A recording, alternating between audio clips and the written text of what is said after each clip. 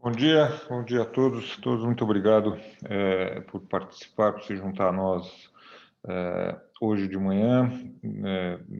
Com muito prazer que nós estamos abrindo aqui a parceria ABVCAP e Arco.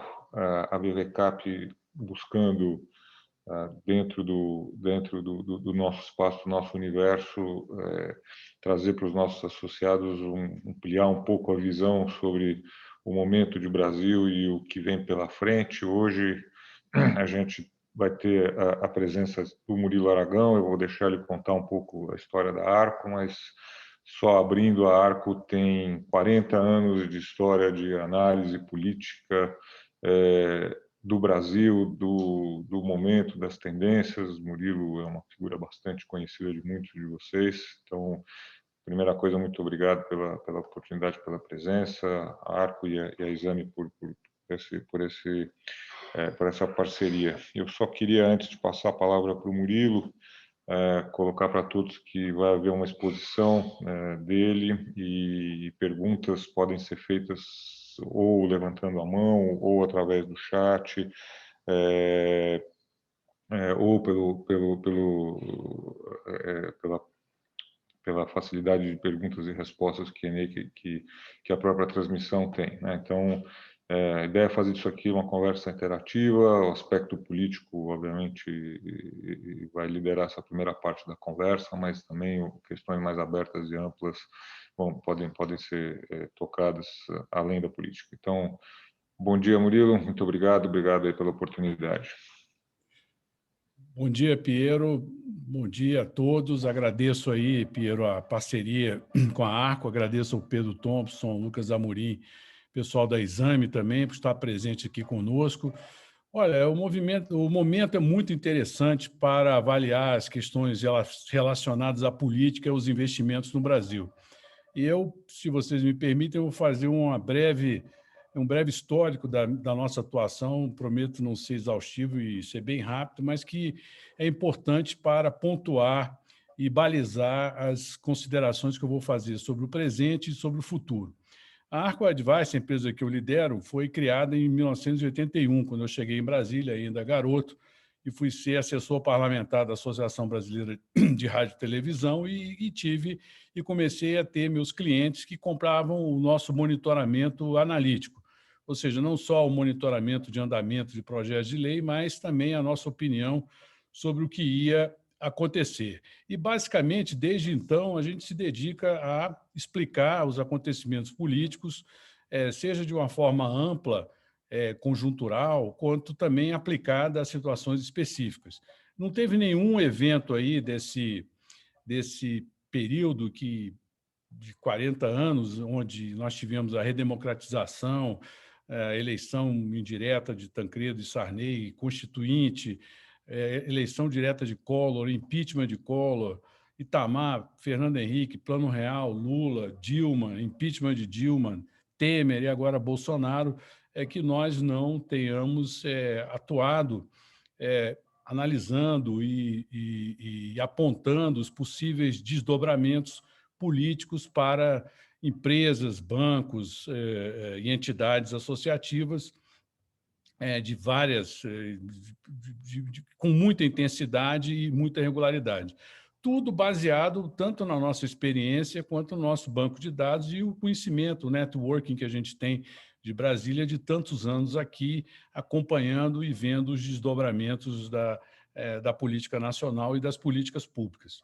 Em suma, nós somos uma empresa de inteligência, né, cuja missão é desvendar tendências e apontar obstáculos e até recomendar estratégias de atuação. E isso também se aplica não apenas como eu disse, ao cenário geral de conjuntura, se vai ter impeachment ou se não vai. A própria pandemia foi um episódio que nós também alertamos ainda em janeiro, final de janeiro, para os nossos clientes sobre as possibilidades trágicas que poderiam ocorrer. Isso até ficou registrado num artigo na minha coluna na Veja, em 31 de janeiro do ano passado. Enfim, mas também as questões relacionadas ao impeachment, à Operação Lava Jato, ao governo Dilma, enfim, todos esses temas foram objetos de nossa análise e nossa participação. Agora, mais relacionado aos interesses da BVCAP, além do trabalho de conjuntura, que nós somos muito conhecidos, somos formadores de opinião dentro do mercado, a nossa inteligência e o nosso monitoramento foi aplicado também a operações específicas, operações negociais muito importantes nesses últimos tempos e que envolveram o setor de telecomunicações, setor de defesa, indústria farmacêutica, mineração, portos, ferrovias, até mesmo a questão dos bônus da Argentina. Nós também fizemos análise política e recomendamos estratégias relacionadas ao tema, tudo com base na nossa expertise em identificar riscos institucionais, em saber identificar os stakeholders, quem são os decisores, quem são os opinion makers, como eles atuam, quais são as suas preferências. E, com isso, identificando esses riscos institucionais, a gente reduziu o risco negocial aplicado à operação. E, muitas vezes, trabalhando diretamente com o comprador, outras vezes trabalhando em conjunto com os bancos, assessores ou com os escritórios de advocacia que também atuavam nessas operações. Bom, isso é história, e é uma história permanente, constante, operações recentes, como compra de concessionária de energia elétrica, como empresa de saneamento também, recentemente, como investimento em saneamento no Nordeste, todas tiveram, de alguma maneira, a nossa opinião política, a nossa opinião regulatória, a nossa opinião institucional, visando, sobretudo, minimizar o risco institucional da operação.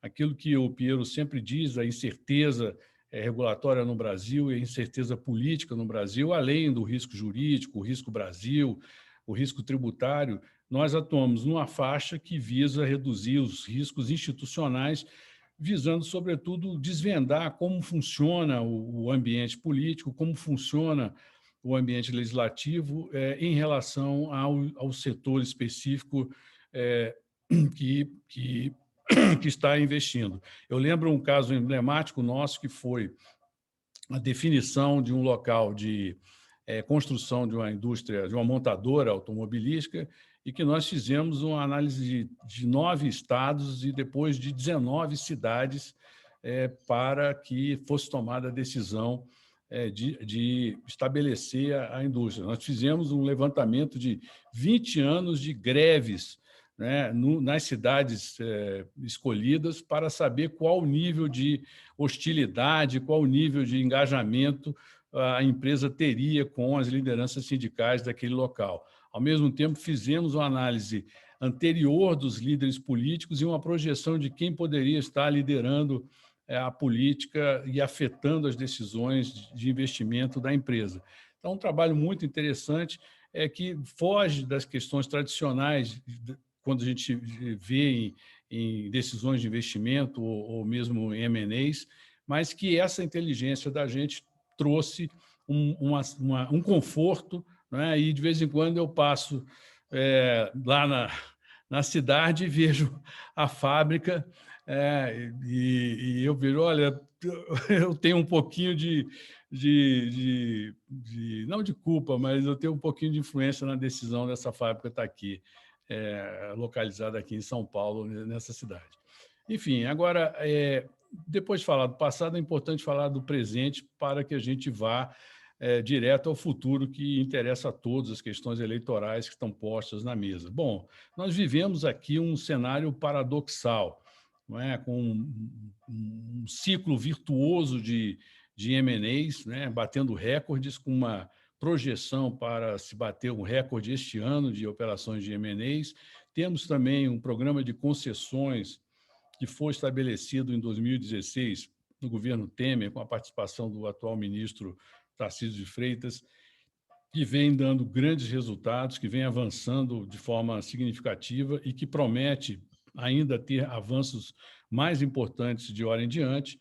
E, no meio disso tudo, nós temos a pandemia e temos uma turbulência política de um governo que nunca se encontrou politicamente, que nunca conseguiu estabelecer um modelo de relacionamento político adequado ao momento e às circunstâncias.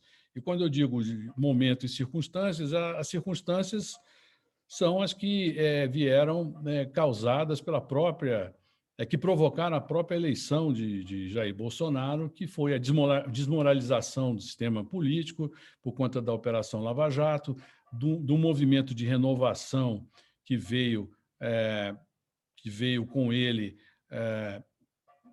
também pressionando as estruturas políticas, as mudanças de regra e também o fato de que ele nunca conseguiu montar uma base política sólida. Isso foi uma decisão que ele tomou no ano passado e que vem, aos poucos, sendo implementada e hoje se estabelece essa relação com o Centrão. Ele tentou primeiro com as bancadas, em 2019, até meados de 2020, depois buscou essa conexão maior com as bancadas, como nós vemos hoje. Mas o fato é que a conjuntura é muito tumultuada, porque mistura tanto esses aspectos negativos da política quanto da pandemia e esses aspectos positivos enfim, da conjuntura no tocante aos investimentos, ao ciclo de reformas que nós também temos vivido desde 2016. Então, é evidente que toda a conexão entre a conjuntura e os aspectos específicos de investimentos fica evidentemente ressaltado num momento como esse, principalmente porque nós temos um ciclo eleitoral antecipado e a crescente influência do Centrão na política de governo, criando também possíveis influências no ambiente regulatório do país. Isso já foi verificado, por exemplo, na aprovação da medida provisória da Eletrobras, que trouxe uma série de negociações paralelas, atendendo aos pedidos do mundo político para que se pudesse aprovar, né, a medida, que foi hoje sancionada com alguns vetos. Então, nós temos aqui uma crescente influência da política, temos um ciclo eleitoral antecipado e um ambiente de possível retomada econômica pós-pandemia. Isso, sem dúvida, pode afetar esse ciclo virtuoso de M&As que nós estamos tendo no Brasil e também trazer pontos de reflexão para os investidores com relação às decisões de investimento aqui no país. Falando do ciclo eleitoral político, ele já começou. Ele começou tanto pelo fato de que o presidente Bolsonaro imprime um ritmo de governança, de governo, que é eleitoral, no sentido de estar sempre falando em público para a sua base política, participando de eventos como essas motociatas, provocando polêmicas, enfim. Então, o Bolsonaro é um político em permanente campanha eleitoral e, com isso, ele antecipa a abertura dos trabalhos, né, em um sistema eleitoral que criou um paradoxo na eleição passada de termos uma campanha eleitoral larga, grande, e uma campanha pré-eleitoral grande e uma campanha eleitoral curta, de apenas 45 dias.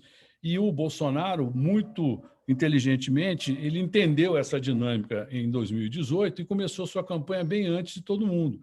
Então, com isso, quando começa a campanha, quando o Geraldo Alckmin acorda para o início da campanha, ela já estava praticamente decidida com a polarização Bolsonaro e o PT. Enfim, nós temos, então, essa campanha pré-eleitoral já iniciada ou sendo iniciada, aquecida pelo Bolsonaro e com o debate sobre as prévias que vai começar agora em agosto pelo PSDB e também esses movimentos todos que nós já ouvimos falar de PSD, de Gilberto Kassab pensando em ter candidaturas, da já candidatura de Ciro Gomes, de nomes como Mandetta, Dória, Eduardo Leite e até bem pouco tempo de Luciano Huck, enfim. Havia já um quadro de ebulição eleitoral antes mesmo do momento atual e que só tenderá a ganhar corpo e intensidade e calor de hora em diante. Será, como eu disse, uma campanha curta, mas uma pré-campanha longa. E que nós temos hoje muitas indefinições. Vou começar pela talvez menos importante, que é a questão do apagão de energia elétrica, a crise hídrica causando ou um apagão de energia ou uma escassez de água, e isso, dependendo da intensidade, terá um efeito muito importante na definição da questão eleitoral no ano que vem. Por analogia, devemos lembrar o que aconteceu com o governo Fernando Henrique Cardoso em 2001 e 2002. Provavelmente a história vai se repetir como farsa. Hoje, o sistema brasileiro é praticamente todo integrado, ou seja, existe a possibilidade de se jogar energia de um lado para o outro, apenas Roraima não é integrado ao Brasil, no sentido de sistema de transmissão, e também há uma outra mentalidade, há uma oferta de outros tipos de energia, energia eólica, energia solar. Já também temos, vamos dizer, uma cultura de lidar, aumentando tarifas, criando essas bandeiras que podem efetivamente reduzir o custo de energia e evitar que o país entre numa situação de maior dificuldade por conta disso e afetando até mesmo a recuperação econômica, que é o outro ponto que a gente tem que considerar também, né? Nós temos uma recuperação econômica contratada que, se realiza, ela terá um efeito eleitoral importante, porque se o Brasil cresce 6%, ainda que seja a partir de uma base deprimida por conta da pandemia no ano passado, isso poderá ter um efeito político importante, somado a outras questões, como programas de assistência social, redução do desemprego, enfim. Agora, além disso, nós temos aqui mais a segunda, vamos dizer, indefinição, que é um debate que permeia as preocupações, de modo geral, no Brasil, que é a questão do impeachment eventual do presidente Bolsonaro, que eu, pessoalmente, não acredito que vá ocorrer, mas a simples possibilidade, a simples consideração já causa um certo efeito no ambiente político brasileiro. É importante entender que o impeachment no Brasil é quase como um voto de desconfiança do primeiro-ministro. Só que é muito mais fácil derrubar um primeiro-ministro do que um presidente da República, mas, de certa forma, a lógica é a mesma. Enfim, então, para se considerar como possível a ocorrência do impeachment, o ponto número 1 da equação é saber se existe apoio político para derrubar o presidente. E hoje não existe esse apoio político para tal. O presidente tem uma maioria no Congresso que impede o debate do impeachment. Agora, o impeachment ele tem outros vetores também. Ele tem o vetor do motivo, que talvez seja o menos importante, porque na medida que o presidente é forte politicamente, ele neutraliza o motivo. O motivo teria que ser absolutamente extravagante para fazer com que a base política o abandonasse e deixasse ele à própria sorte. Não é o caso hoje, com base no que está acontecendo hoje. O segundo ponto importante é a popularidade do presidente. Um presidente, para sofrer impeachment, tem que ser absolutamente impopular e com uma impopularidade mobilizada, que foi o caso da Dilma. As pessoas foram às ruas pedir o impeachment de Dilma. Já não foram às ruas pedir o impeachment de Michel Temer. Michel Temer era um presidente impopular, mas a impopularidade de Michel não era mobilizada, não foram às ruas em passeatas e manifestações com centenas de milhares de pessoas pedindo o seu impeachment. Tanto é que nenhuma das sessões de impeachment, apesar do empenho da mídia em transformar em um evento, tinham pessoas na esplanada dos ministérios aqui em Brasília, enfim. Então, a popularidade ela é um ponto importante, mas não apenas ser popular ou ser impopular, mas é ter algum apoio mobilizável. E o Bolsonaro tem apoio mobilizável que também poderia ocupar as ruas de alguma maneira e contrapor as forças que desejam o impeachment. Então, isso é um outro motivo que hoje trabalha contra a ideia do impeachment. E o mais importante deles é o arranjo pré-impeachment. Nenhum impeachment começa sem que exista uma solução pré-determinada. Um dos fatores que também impediu que o Congresso avançasse numa direção de um impeachment do presidente Michel Temer, além dele ter apoio político, era o fato que não houve um arranjo que solucionasse a ausência de Michel Temer como presidente da República. Isso, então, também impede que se avance nesse processo. E no caso da Dilma, era claro que Michel Temer assumiria e teria condições de construir uma base política para governar, uma nova maioria. Hoje, também, esse debate não está claro. Então, por isso, o impeachment fica aí como uma possibilidade remota, né, sujeita a esse prognóstico mudar com base nos acontecimentos que possam ocorrer de agora em diante. Aí, por fim, nós temos outras grandes indefinições. Ou, aliás, uma indefinição: a polarização vai se manter entre Lula e Bolsonaro ou teremos um caminho para a terceira via? Então, essa é uma questão importante. Eu, depois de falar da polarização e da terceira via, falo das eleições e do cenário pós-eleitoral. Eu já falei do impeachment, né, dizendo que o cenário predominante seria a não ocorrência do impeachment e com o presidente sendo protegido e contido pelo Centrão, não é? E apostando tanto na recuperação da economia quanto na vacinação, né, com a ampliação da vacinação e com um novo auxílio emergencial. Essas três variáveis aí são importantes na equação política de Bolsonaro para que ele seja efetivamente competitivo e consiga conter a perda de popularidade que ele está vivendo. Nesse sentido, se mantém, com esse cenário aí, se mantém uma polarização entre ele e o PT, que interessa a ambos, né? Interessa ao Lula e interessa ao Bolsonaro, que não apareça ninguém se intrometendo nessa polarização, porque existe o risco de que a terceira via, se conseguir chegar ao segundo turno, possa derrotar tanto o Lula quanto o Bolsonaro, por conta do nível de rejeição que ambos têm. Então, a polarização hoje interessa, e isso tem a ver e tem relação com a própria questão do impeachment, porque para haver o impeachment, teria que ter o apoio de uma parte expressiva dos votos de oposição na Câmara, e boa parte desses votos não daria apoio ao impeachment, porque não quer a incerteza de ter Mourão, por exemplo, como presidente, e rapidamente reorganizando o centro político do Brasil, porque o Mourão, caso fosse presidente, iria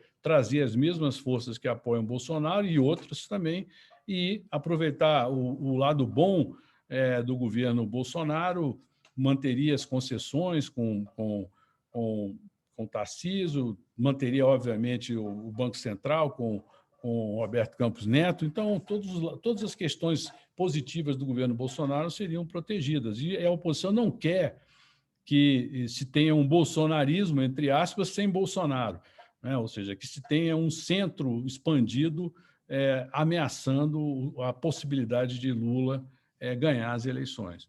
Então, o cenário que se apresenta aí é um cenário do Bolsonaro desgastado, apostando nesses três vetores: recuperação, vacinação e auxílio emergencial, e mantendo a polarização que interessa a todos. A terceira via, ela continua ainda sem espaço, ela tem popularidade, ou seja, ela tem potencial popularidade, ela tem potencial apoio, mas até hoje ninguém conseguiu encarnar e organizar a narrativa de alternativa a Lula e a Bolsonaro. Pode ser que isso aconteça, mas hoje nós temos um cenário muito dividido, porque temos muitos candidatos e muitos pré-candidatos. E quando se tem muitos pré-candidatos, não se tem candidato nenhum.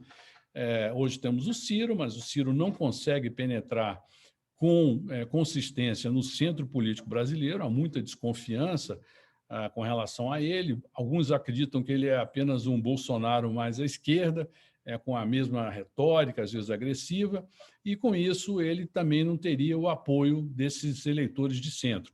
E se nós olharmos a trajetória eleitoral brasileira, nenhuma força é hegemônica no país, nem a esquerda, nem a direita.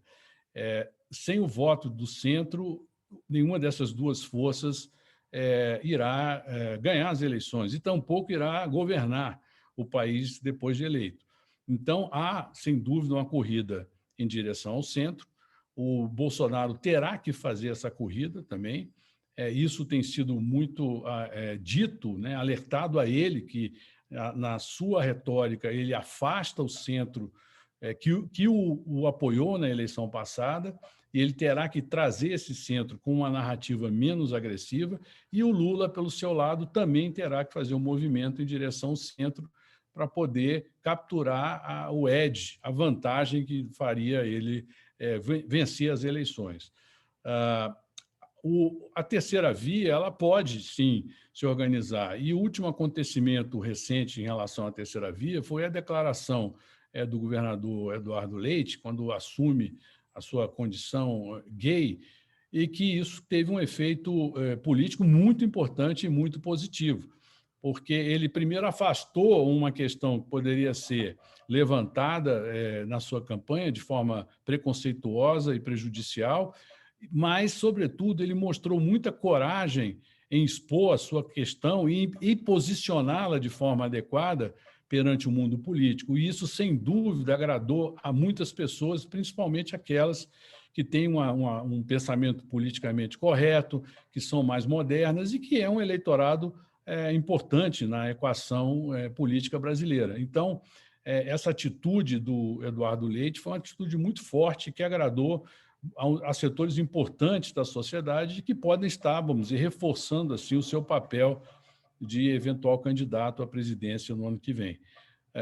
Mas, como se sabe, o PSDB terá um ciclo de prévias que começa em agosto e vai até novembro, se não me falha a memória. E essas prévias devem definir um candidato presidencial. Hoje, a força política está com João Dória, dentro do partido, tem a narrativa das vacinações, tem uma narrativa de uma boa administração em São Paulo, mas encontra resistências dentro do partido. Eduardo Leite é apontado como uma renovação política para o PSDB, alguém que sai do chamado paulistério do PSDB e, assim, consiga trazer uma renovação política ao partido, já que ele é a cara da renovação. Enfim, então, o PSDB ainda aposta em poder liderar o centro com essa candidatura e existem outras especulações. O PSD pensa em ter uma candidatura, se articula a partir de 6, 7, 8 colégios eleitorais fortes, onde eles terão uma presença forte, eles buscam atrair Geraldo Alckmin para ser o candidato ao governo em São Paulo, que seria, sem dúvida, uma candidatura muito forte, Eduardo Paes, no Rio de Janeiro, Ratinho Júnior, no Paraná, Calil, em Minas Gerais, a presença do Henrique Meirelles na disputa, provavelmente ao Senado, em Goiás, e também Otto Alencar, na Bahia.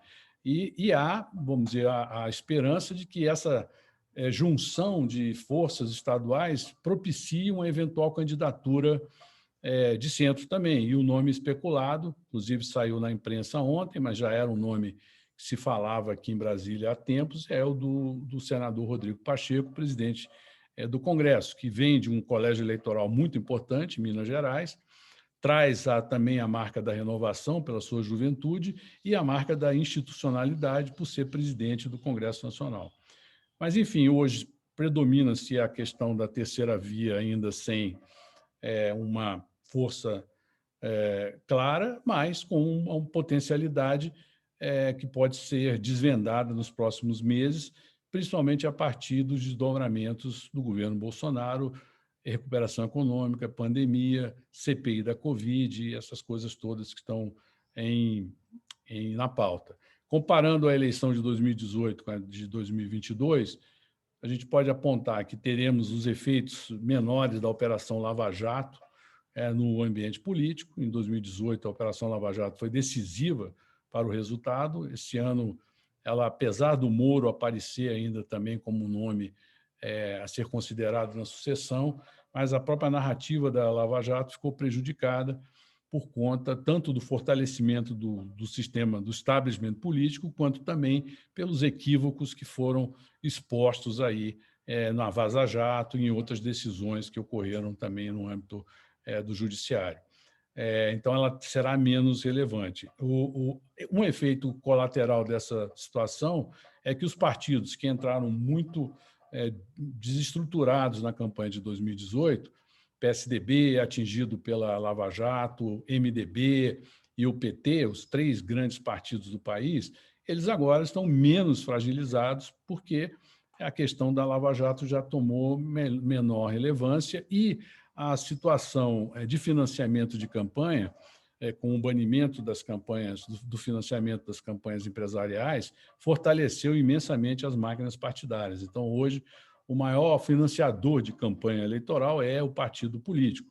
E o partido político tem, então, um poder, por isso o cargo mais importante na política brasileira é ser presidente de um partido político médio ou grande, pois isso lhe dá um poder muito grande, principalmente financeiro, para financiar as campanhas eleitorais.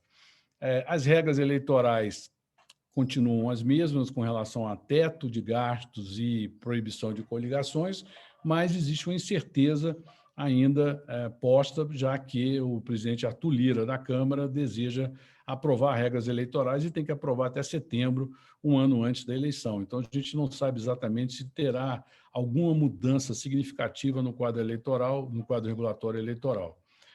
E o último ponto é a questão das redes sociais, que em 2018 ainda foram uma espécie de rocket science para muitos, né? E isso deu uma vantagem muito forte para o Bolsonaro na questão. Hoje eu vejo que as redes sociais estão mais contidas por conta das decisões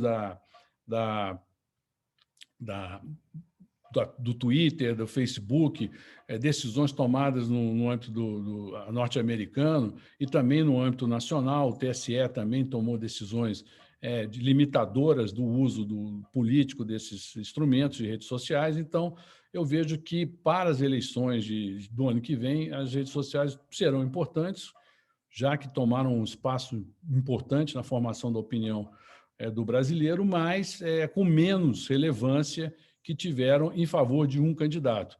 Hoje ainda Bolsonaro consegue ter, e os bolsonaristas, uma eficiência maior no uso das redes sociais, mas eu acredito que essa eficiência essa diferença poderá ser reduzida a favor de seus adversários no ano que vem, já que deixou de ser, como eu disse, um rocket science.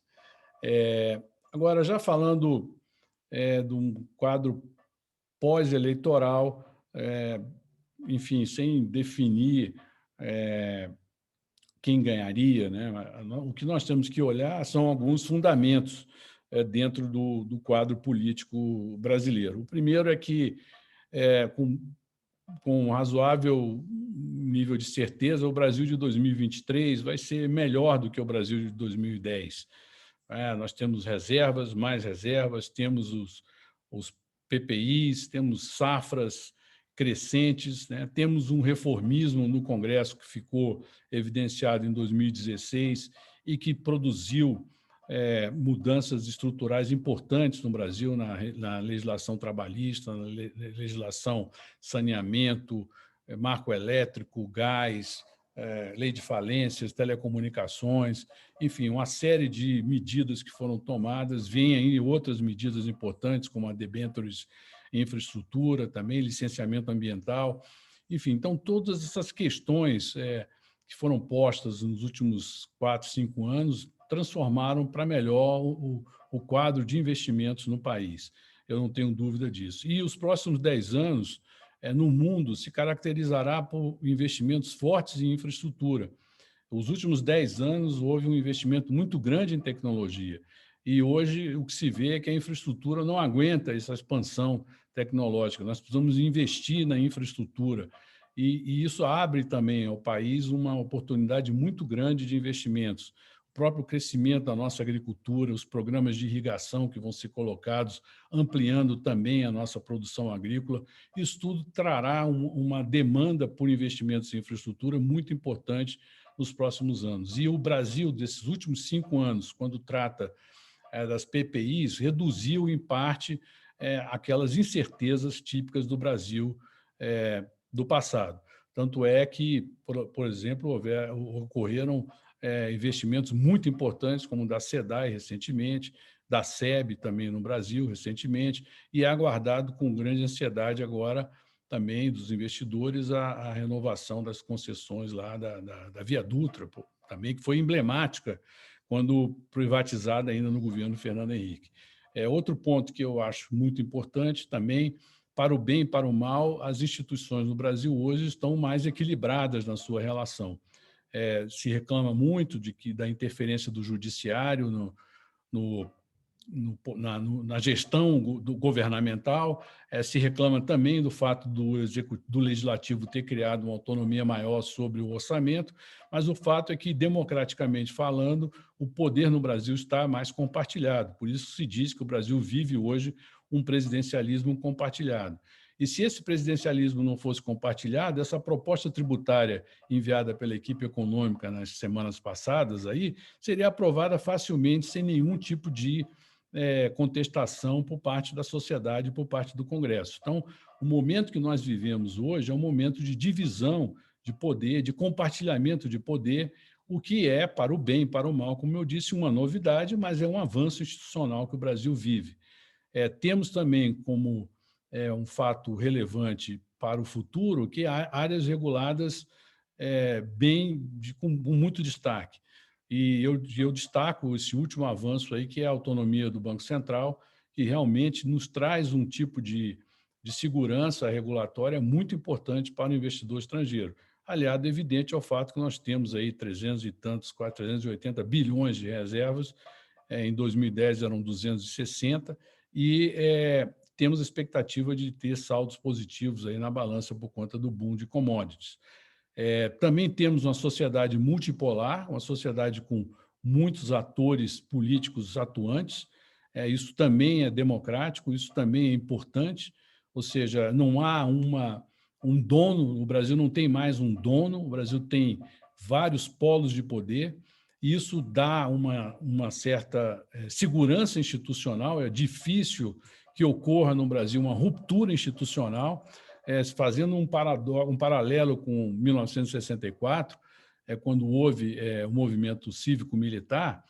Ali, 90% da sociedade apoiava os militares naquela intervenção, quase 90% da imprensa também. Enfim, é muito diferente. Hoje em dia não há uma unidade em torno de ideias de ruptura, e temos mais núcleos de poder atuantes e com voz perante o processo político e o processo decisório. Temos uma mentalidade reformista, como eu já mencionei, que resultou nesses avanços recentes. Temos programas sociais que estão crescentemente mais robustos, isso traz um conforto para aqueles que se preocupam com a desigualdade social no Brasil, que evidentemente é um problema que tem que ser endereçado. Não há ambiente de investimento seguro se não houver uma estabilidade, se não houver paz social, e esse ponto é relevante que os investidores entendam, principalmente agora que há uma preocupação maior com as questões ambientais, de governança e sociais. E temos também um mercado muito influente. O mercado financeiro no Brasil ele é muito influente. Ele pode não aprovar uma medida no Congresso, mas ele impede que muitas medidas ruins sejam aprovadas. Tomo o exemplo agora dessa proposta tributária que foi fortemente atacada pelos agentes do mercado e pelos empreendedores e que irá ser modificada. O parecer que vem agora essa semana já trará modificações importantes e eu não acredito que esta reforma, essa proposta tributária seja aprovada contra o mercado. Lembro também, vocês devem lembrar, que recentemente se cogitou dar um somebody love ali nos precatórios, né? Atrasar os precatórios, e imediatamente a reação foi muito grande e o governo voltou atrás. Então, o mercado vota por meio do câmbio, por meio dos juros futuros e por meio da Bolsa, e isso faz com que o mundo político ouça a voz das forças empreendedoras no país. Enfim, então esses vetores que eu mencionei estarão presentes em maior ou menor intensidade no futuro governo, seja ele quem for, se é o Lula, se é o Bolsonaro, se é o Eduardo Leite. E claro que cada um deles terá uma diferença, né? Mas é difícil ver uma mudança radical de orientação, uma socialização, uma venezualização do Brasil, uma argentinização do Brasil, com o Lula ou sem o Lula, com o Bolsonaro ou sem Bolsonaro, porque o país tem instituições, tem mobilização e tem forças econômicas muito fortes, como no agronegócio. Temos empresários que ficam no Brasil, apostando no Brasil. Isso é um tema muito interessante para vocês que trazem dinheiro de fora, ver quantos brasileiros importantes estão com seus investimentos aqui, e por muitas décadas. Né? Outros países, ao menor sinal de instabilidade, as elites abandonam o país, se mudam para Miami ou para a Europa e ficam lá assistindo o naufrágio do seu país à distância, né? Curtindo as graças e as bênçãos de um país mais organizado. Então, existe resiliência no Brasil, existe resiliência dos nossos empreendedores no Brasil, e o melhor exemplo para quem traz dinheiro de fora é olhar essa resiliência, esse empenho daqueles que estão aqui investindo no Brasil. Obviamente, surpresas podem acontecer, em política sempre acontecem surpresas. O que eu faço aqui é apenas um farol, uma lanterna olhando a escuridão do futuro, mas as tendências não são ruins.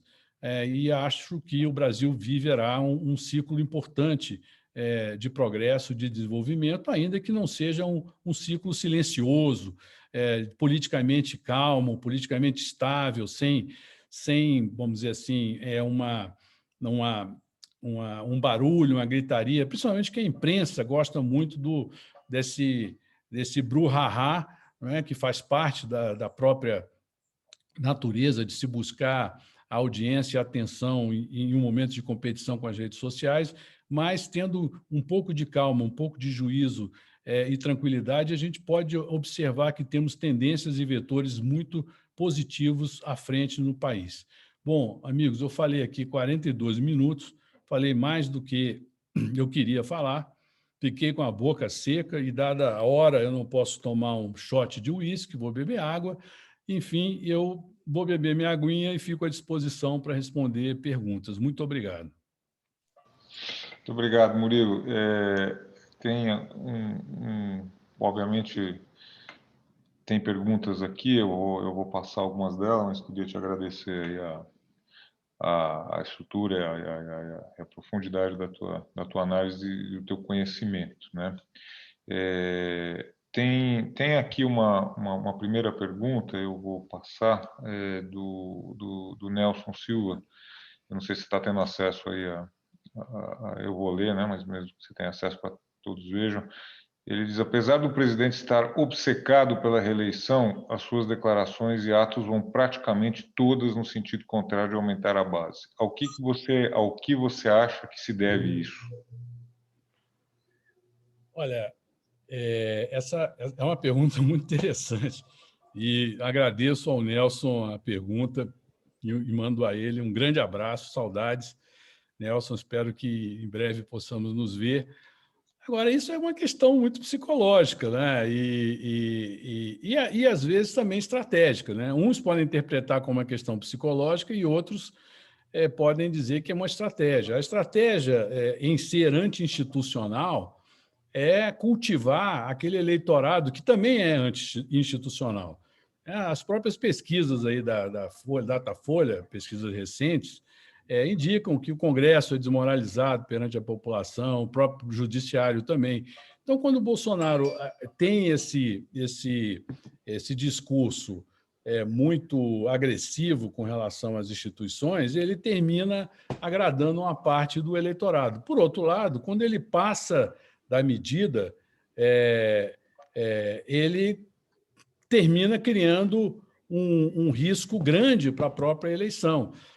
As declarações dele na semana passada aqueceram demais o ambiente político, inclusive determinaram uma reunião de emergência no Palácio no domingo, junto a alguns dos seus conselheiros e ministros, para avaliar a situação e uma preocupação dos seus aliados de que aquelas narrativas estariam levando a um esgarçamento institucional muito grande.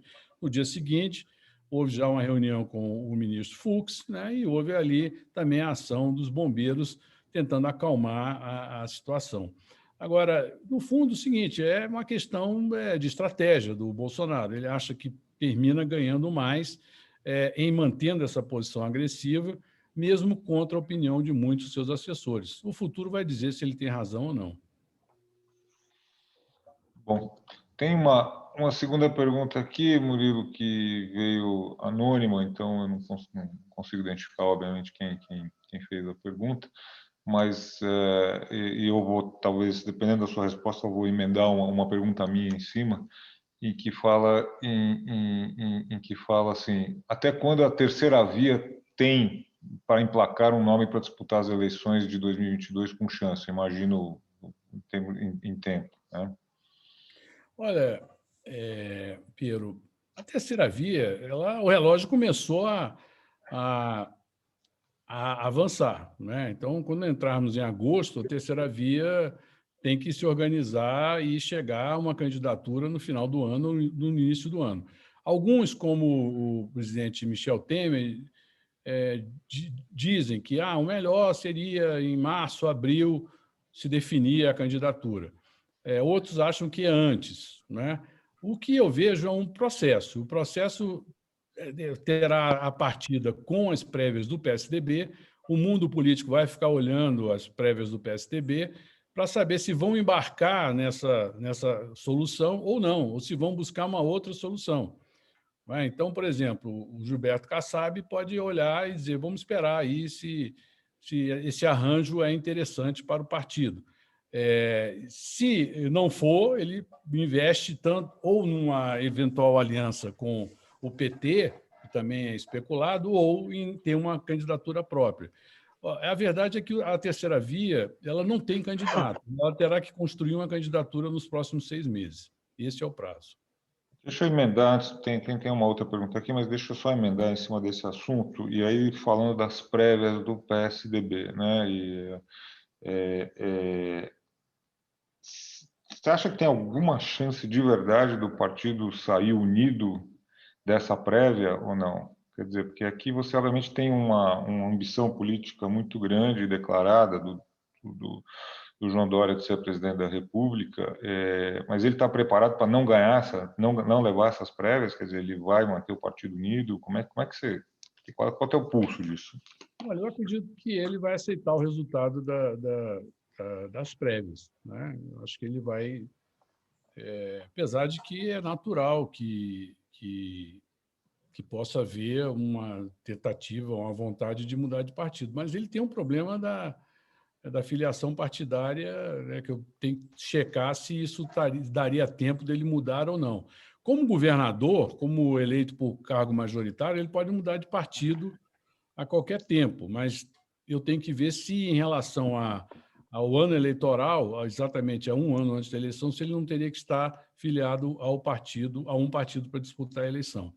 Então, acredito que ele irá respeitar, sim, o resultado eleitoral e tentará buscar aí uma composição política até para apoiar o candidato que o partido escolher.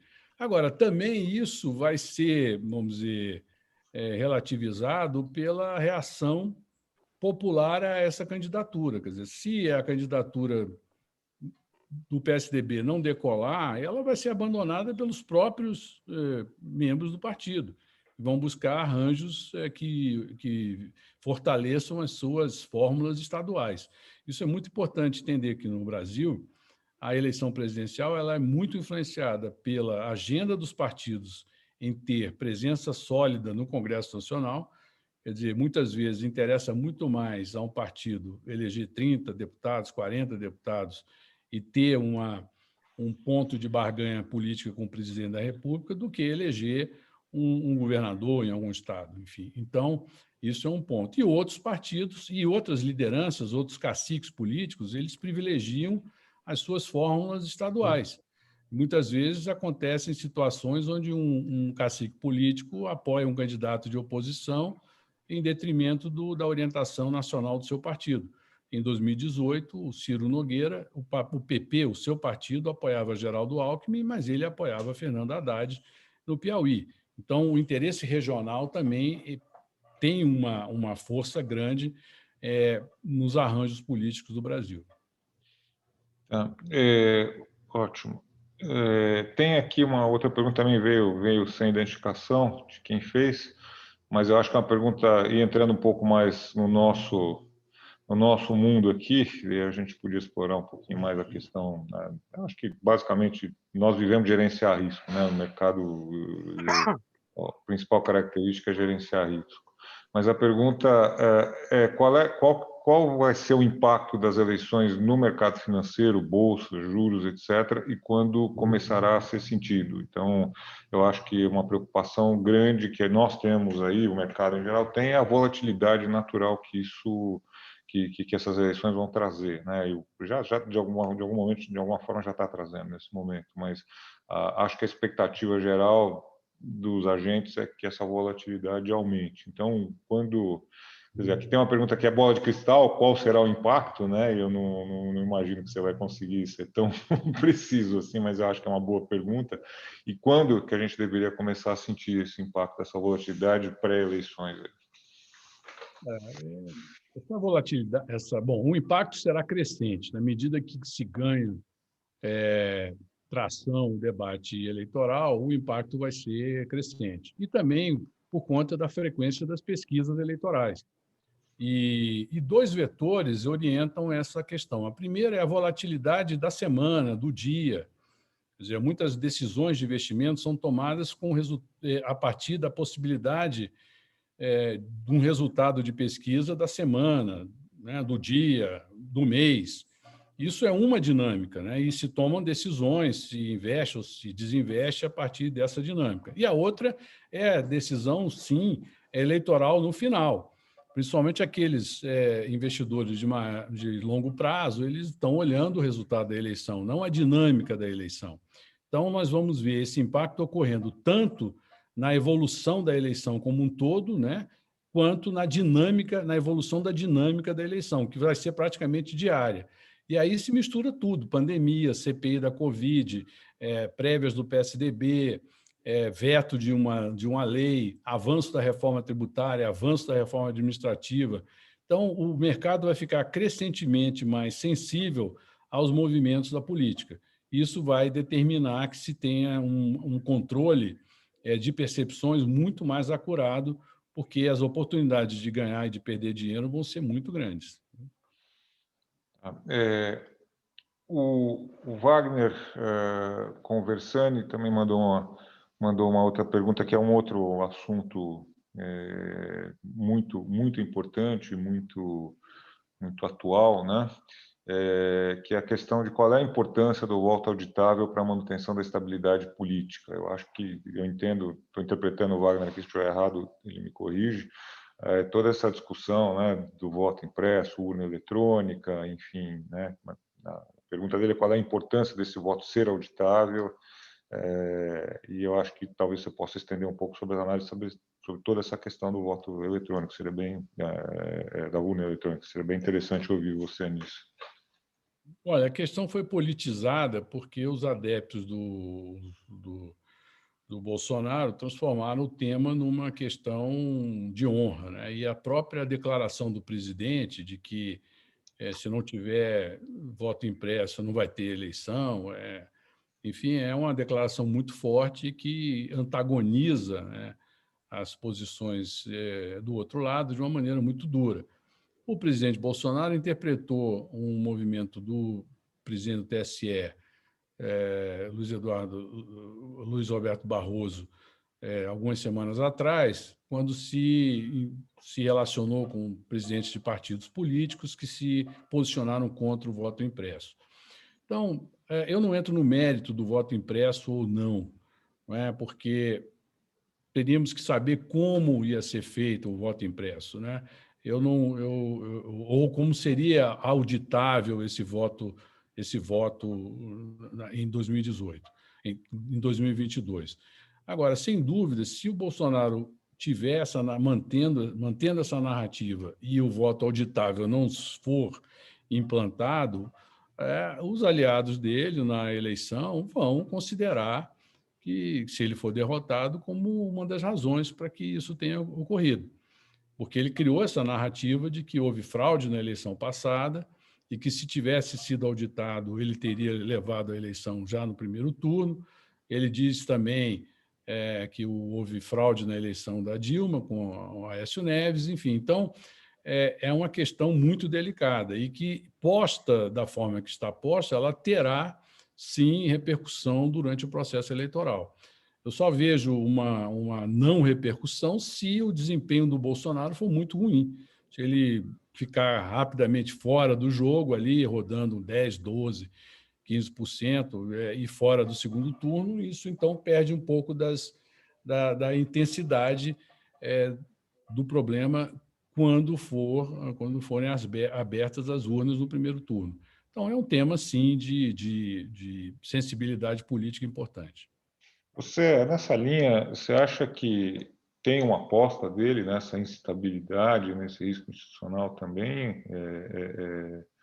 Quer dizer, é parte do jogo e isso pode, de alguma forma, ganhar uma importância muito grande no cenário do ano que vem? Olha, o risco institucional sempre existe, né? Mas ele é baixo, porque o, o, historicamente a gente vê com dificuldade a mobilização das Forças Armadas para manter governos, né? Elas podem se mobilizar para derrubar governos, né? Historicamente falando, né? Isso é um ponto.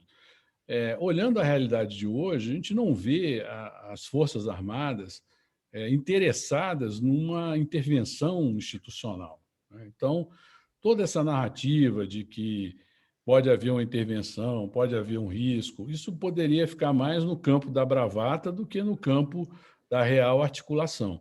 É bom lembrar que em 1964, por exemplo, ocorreu, né, como o final de um processo intelectual, um processo institucional, um processo político dos militares na política brasileira que vinha desde do tenentismo, né, nos anos 20.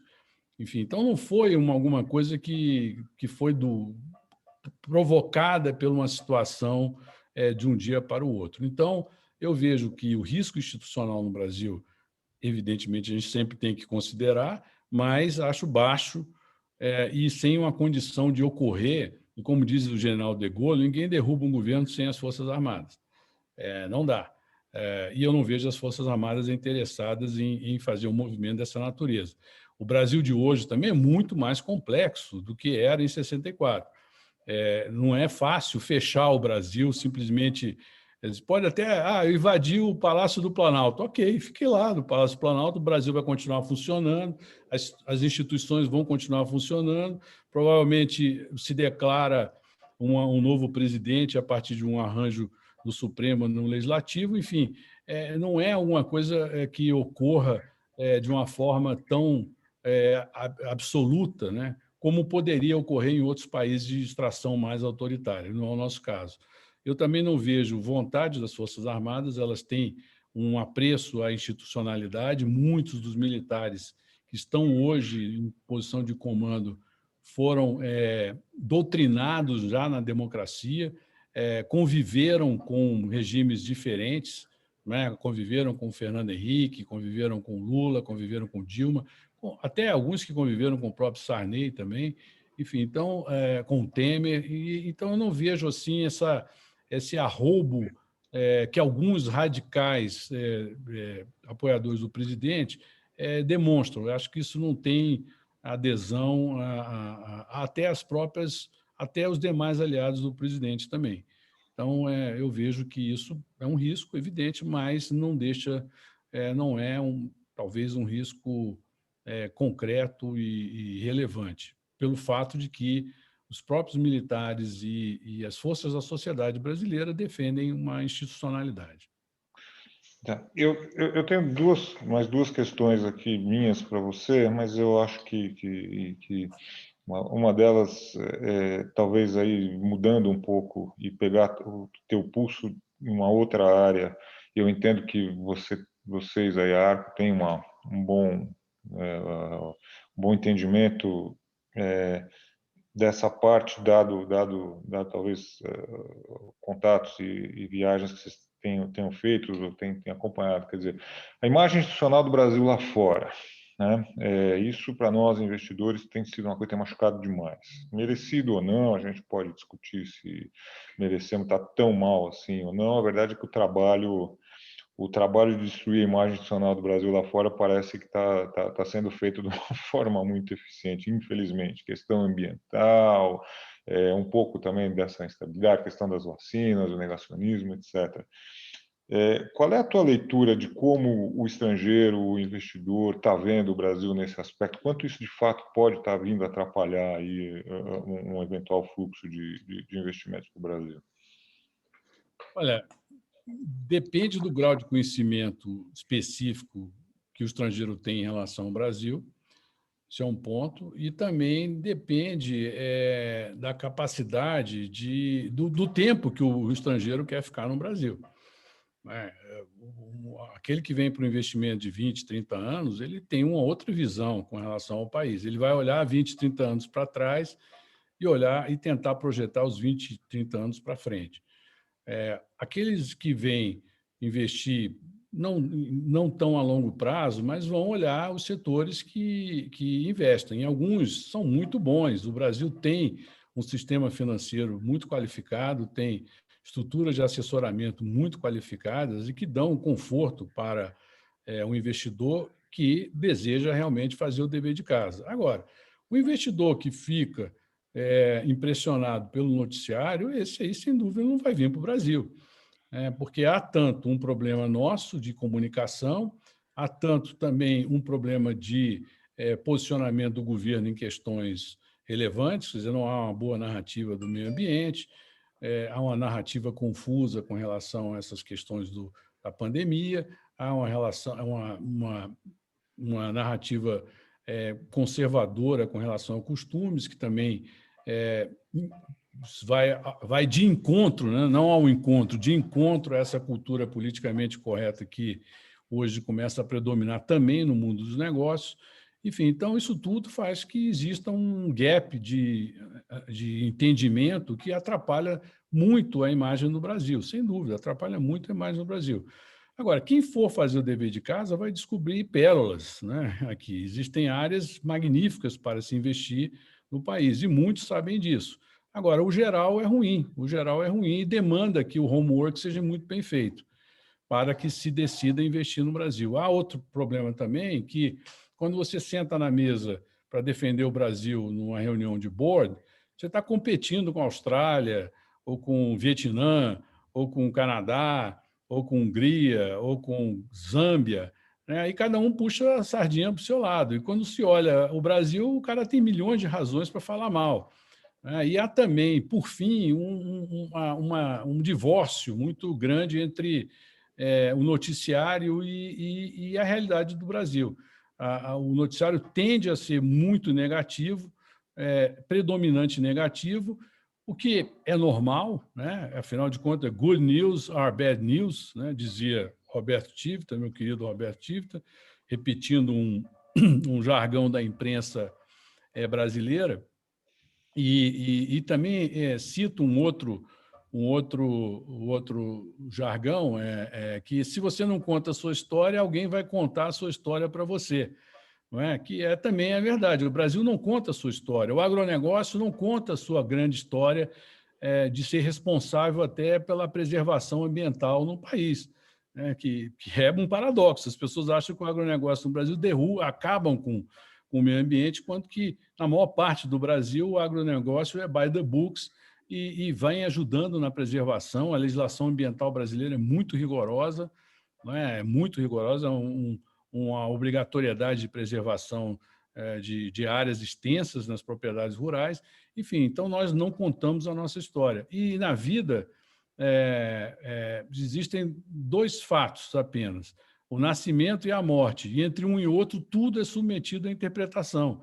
Quer dizer, então nós ficamos submetidos à interpretação pela incapacidade nossa de apresentar o bom que a gente faz. Eu não advogo aqui de maneira nenhuma esconder as coisas de errado que o Brasil tem, mas também mostrar o que a gente tem. E, finalmente, finalizando, o Brasil é o único país entre as maiores economias do mundo que não tem um noticiário em inglês, né? Próprio, por exemplo, né? Você pega aí a BBC, a Rússia, a China, até a Venezuela, acho que tem também, a França, a Alemanha, Japão, Coreia. Eles falam para o mundo em inglês de forma que eles saibam, que o mundo saiba o que eles estão fazendo. Os países árabes também, alguns deles têm, e o Brasil, pelo tamanho e dimensão, é incapaz de ter uma narrativa. As pessoas podem até não acreditar, mas vão saber que estão acontecendo coisas interessantes no país. Ótimo ponto. Bom, posso fazer uma última antes de encerrar, Murilo? Claro, eu na linha um pouco da gestão aí, da gestão de risco, né? E pegando uma afirmação que você fez, né? Sobre como o Congresso e é reformista, enfim, como a gente tem uma tendência reformista que você vê ela como sendo continuada, né? Quer dizer, você não vê uma interrupção nisso, mas especificamente, pensando um quadro de uma eleição do Lula, hoje que se olhar as pesquisas, e obviamente as pesquisas estão contando a história de hoje, não estão contando a história daqui a um ano, mas ele ser eleito quase no primeiro turno, né, se a gente for levar em consideração essas pesquisas agora. Vamos pensar um quadro assim em que o próprio partido tenha uma votação maciça e construa uma bancada importante. Quer dizer, essa não pode ser uma bancada muito resistente às reformas, à evolução, assim, até as ideias meio voltar para trás em alguns desses aspectos que a economia avançou. Você vê algum risco disso acontecer? Não? Isso tem, sempre tem. É evidente que uma parte expressiva do PT ainda vive no século XIX, em termos de visão de mundo, e eles, evidente, vão tentar implantar essa visão de mundo. Isso sempre foi a luta do Lula dentro do PT, e que ele perdeu com a Dilma. Né? Ele perdeu com a Dilma porque a Dilma resolveu fazer um governo na linha do que o PT ou uma parte relevante do PT pensava. Agora, é uma escolha que o Lula terá que fazer entre ser o Lula que seguiu os padrões adequados de governança financeira, sobretudo, propôs algumas modernizações, teve um debate sobre a reforma previdenciária também, e colheu os louros dessa atitude. Pôde, inclusive, assegurar depois a eleição da Dilma. Então, eu vejo que há um amadurecimento dentro do PT. O PT também sabe que houve fracasso dentro da administração da Dilma, né, com aquela nova matriz econômica, e que, se ganhar, terá que olhar essas forças políticas, essas forças econômicas que governam o país. O Brasil poderá ser devastado por um discurso retrógrado em termos econômicos, com a paralisação completa desse ciclo virtuoso de investimento, e isso vai trazer miséria, vai trazer desemprego, vai trazer queda de arrecadação, e que não é o que interessa absolutamente ao Lula. O Lula é um homem que sempre olhou a questão econômica como geradora do bem-estar, geradora do progresso, do desenvolvimento e do consumo, e não necessariamente da apropriação dos meios de produção, da estatização dos meios de produção como o caminho para a felicidade. Então, é um dilema, sem dúvida, entre se teremos um Lula 1 ou um Lula 3, né? Um Lula mais parecido com a Dilma. O que eu acredito que fará a diferença é o mercado, como fez também na eleição de 2002. Aquela eleição de 2002, eu acho que houve até um certo exagero do mercado com relação ao Brasil, porque os sinais eram muito claros. O Lula trouxe o Palocci, trouxe o Zé de Alencar, trouxe o marqueteiro do Maluf, conversava com a Febraban, fez a carta aos brasileiros, conversou com o Fernando Henrique, teve uma conversa com o Armínio Fraga, manteve a diretoria do Banco Central do Armínio, colocou o Henrique Meirelles presidente do Banco Central, enfim.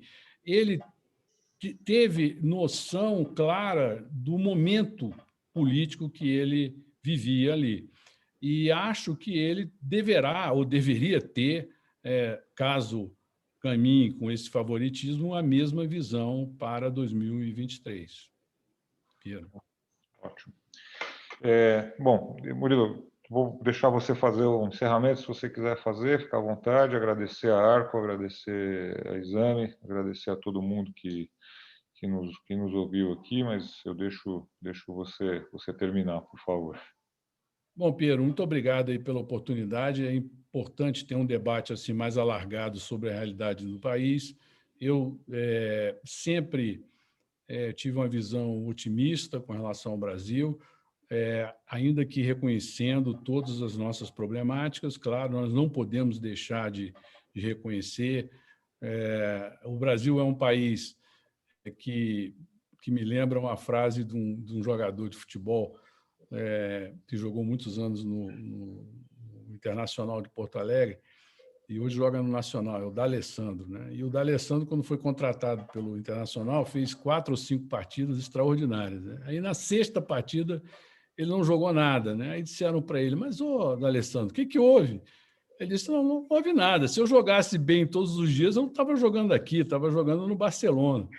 Então, o Brasil é mais ou menos o D'Alessandro, joga 4, 5 vezes bem, 3 ou 4 ruim, daqui a pouco joga mais 5 ou 6 bem, é um grande jogador, mas não é o Messi. Então, o Brasil tem que ter uma maior consistência em aproveitar as suas vantagens comparativas, e elas são muito grandes em relação ao mundo. E uma delas, paradoxalmente, é o fato da gente ser ainda irrelevante para o mundo. Apesar de sermos o segundo maior produtor de alimentos do planeta, o mundo não trata a gente com um grande interesse. Se você olhar, por exemplo, nas biografias dos grandes nomes do século passado, poucas vezes o Brasil aparece de forma relevante na biografia do Churchill, do De Gaulle, do Hitler, Lenin, Trotsky, quando não nem aparece. E isso é ruim, sim, mas, por outro lado, nos dá o tempo necessário para melhorarmos as nossas instituições e aproveitarmos melhor as nossas potencialidades. O Brasil, na verdade, ainda está construindo uma nação que foi inaugurada pelo Estado e que agora, pouco a pouco, caminha para uma nova gestão, a gestão da sociedade. A sociedade é que tem que mandar no Brasil. Muito bom. Muito obrigado, eu te agradeço aí. Espero que a gente possa fazer outras dessas aí, em nome do Conselho, em nome de todos os associados da BBK. Muito obrigado aí pela oportunidade. Bom dia a todos. Obrigado.